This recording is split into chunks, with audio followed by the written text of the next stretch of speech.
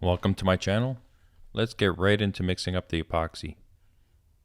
I'm using Eco Epoxy for small projects. It has a cure time of 24 hours.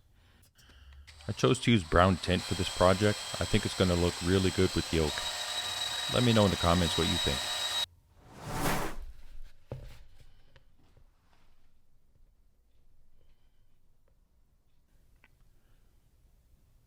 At the time of filming, I had no idea how much epoxy was going to actually soak into this cookie.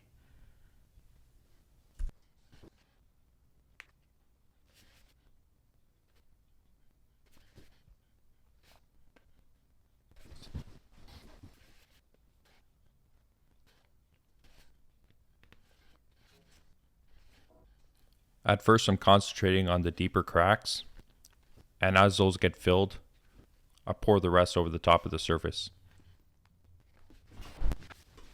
The reason I'm spreading it out evenly is that if it does stain, it'll stain evenly.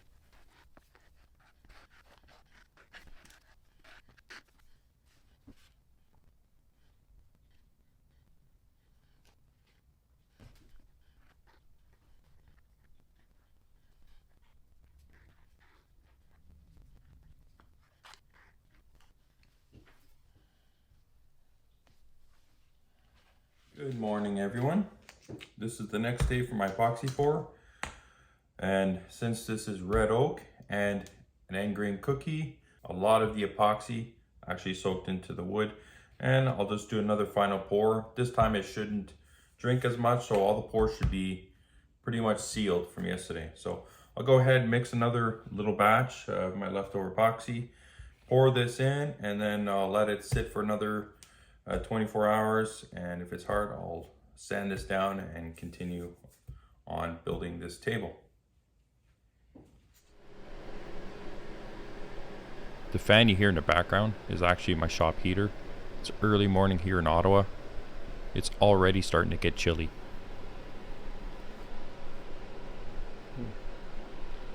Just a little dip there, but we'll see how much I have to take off. So shiny. Awesome. The dip is actually not too bad. It looks exaggerated on camera. It's been a little over a year I've been creating woodworking videos on YouTube. It's always a challenge to know what to leave in the video. On one hand, I want to show as much of the process as possible to give a sense of how much work's actually involved in making these tables.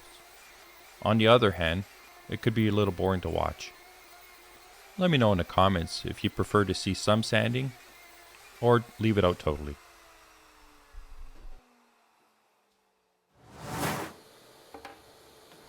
In my previous projects I used metal legs, but in this one I wanted to challenge myself, so for this project I decided to build my own legs.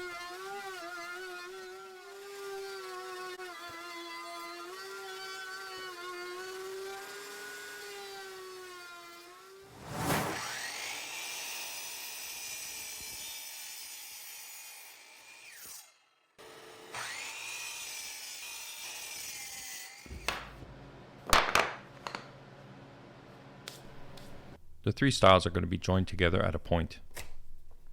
Each piece of the pie is going to be 120 degrees for a total of 360.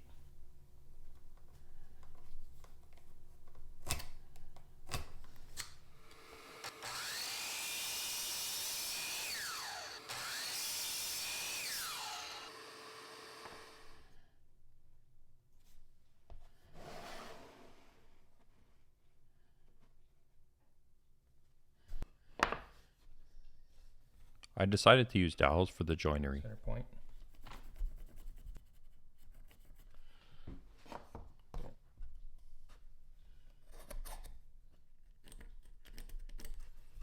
My center point right here. Actually just thanks. I don't own a drill press at this time, so I use a hand drill for all my projects. It works well enough, and you get pretty proficient at it. Eventually though, I do want to add a drill press to my shop. After doing a dry fit, I had to go back and readjust the holes, which made the dowels too loose. So I decided to use 5-minute epoxy to fill the holes and set the dowels. Then I said, why not just use it for the entire joint? It makes it extremely strong, and the cure time is only 5 minutes. So I gave it a shot for this project, and I'm pretty happy with it. Let me know in the comments what you think about using epoxy for these types of joints. You may be wondering if this is going to be strong enough. You'll see later on that this joint is extremely strong, especially for a side table.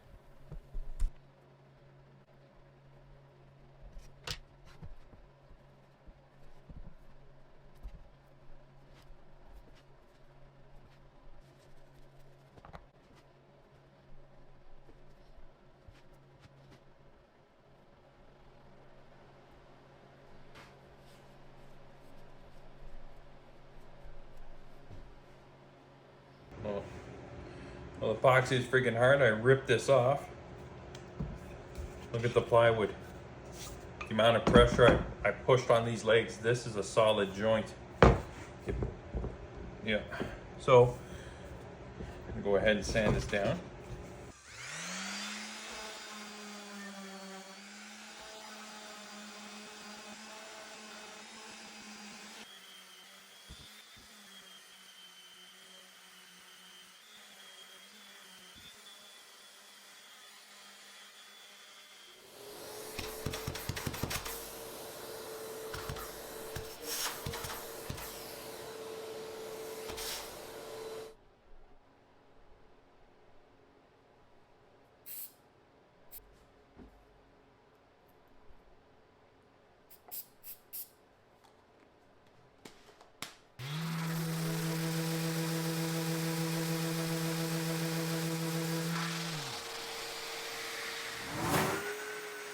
The tabletop is 2 inches thick, and it looks pretty massive on these legs.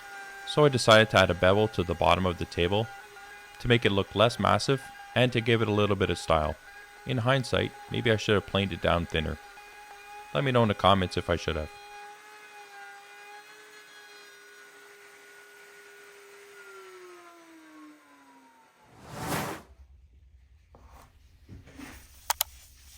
I'm applying Blue Label furniture wax, which I picked up locally here in Ottawa, Canada. I'm pretty happy with the simplicity of applying this wax. However, since this is red oak, and if I were to do it over again, I would have sealed it first.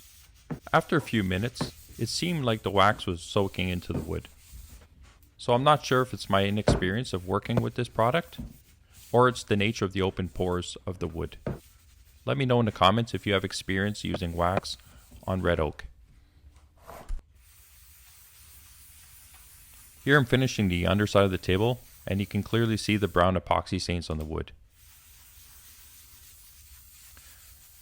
I'm not too concerned with it, as it's underneath the table and it's going to be in my living room. But in hindsight, since the table is 2 inches thick, I would have removed a 1/4 inch of material from the underneath. This would have totally removed the stains, and the table would look a little less massive.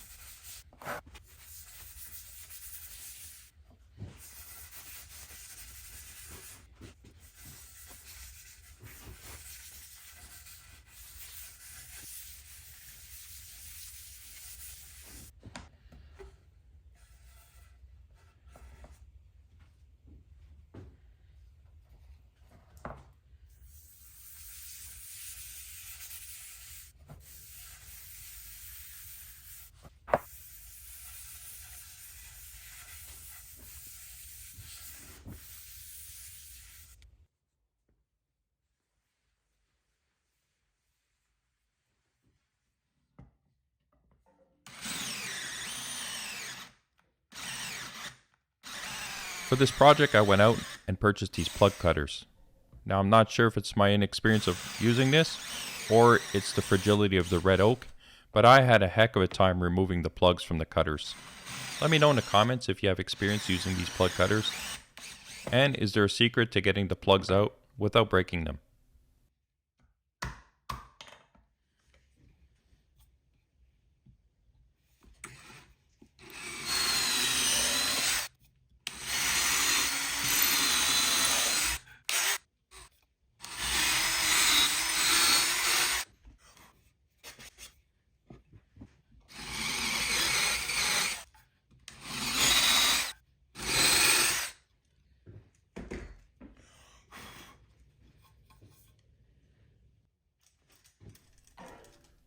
I'm doing my best to center the table legs to the exterior of the table, and I'm not relying on the core of the cookie to do so.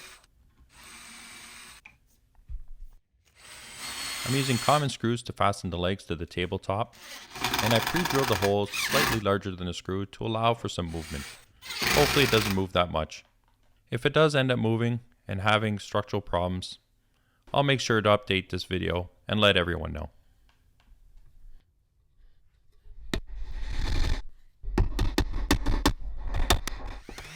I attempted to trim the dowels using my pull saw. However, there wasn't enough space in between them, so I ended up using my sander instead.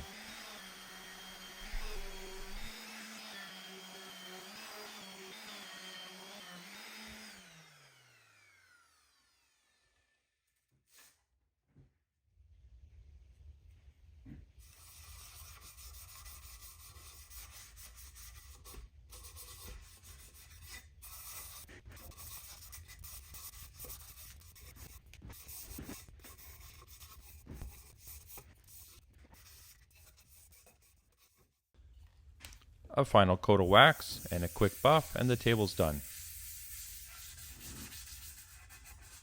If you enjoyed this video, please like, share, subscribe. I read all my comments and I respond in a timely manner. I also have a brand new YouTube membership, and I'll leave the details in the video description below. Thanks again for watching.